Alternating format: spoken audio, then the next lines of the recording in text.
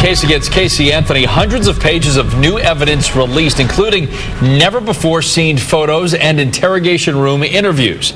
Also, on one of 3 DVDs was a secretly recorded video of Casey's brother, Lee Anthony. He's seen riding in a car talking to Casey's former boyfriend, Tony Lazzaro. In it, he wonders why Casey lies so much. West 2's Amanda Ober watched the conversation today and has more video of tonight's other big story. Amanda.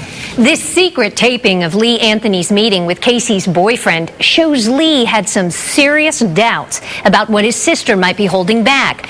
But it also seems to show at that point, Lee didn't know anything more about Kaylee's whereabouts than the rest of us.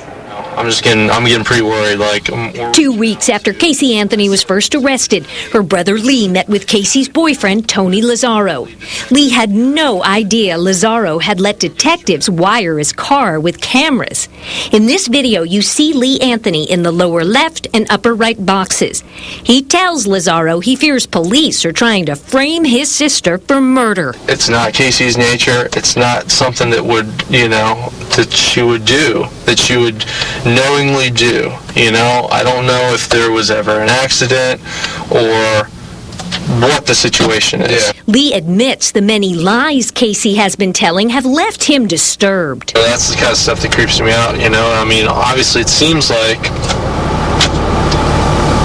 number one, she wasn't looking for Kaylee, even if she says that she was. Lee also tells Tony he believes his sister is holding back information. I don't know if she would know down to the point of where she is at this moment, but I honestly know in my heart that she knows the last time that she saw her and what those circumstances were. Other new evidence includes videotape of Casey with sheriff's detectives on October 14th, the day she was indicted for murder.